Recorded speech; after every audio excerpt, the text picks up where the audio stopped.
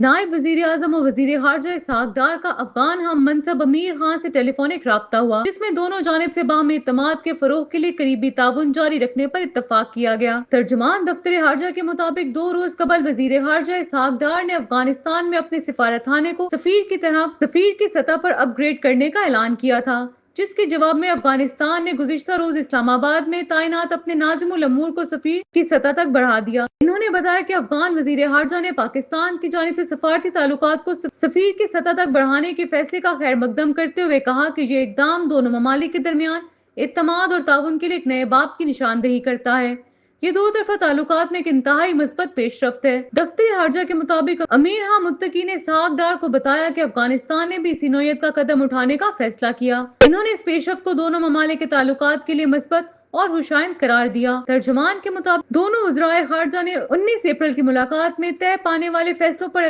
عمل درآمد کا جائزہ لیا اور باہمی اعتماد کے فروغ کے لیے قریبی تعاون جاری رکھنے پر اتفاق کیا۔ اس کے علاوہ ٹیلی فونک رابطے میں علاقائی روابط کے لیے ازبکستان افغانستان پاکستان ریلوے منصوبے کی اہمیت پر زور دیا گیا اور ازبکستان افغانستان پاکستان ریلوے منصوبے کی جلد تکمیل کے لیے فریم ورک معاہدے کو حتمی شکل دینے پر اتفاق بھی کیا گیا۔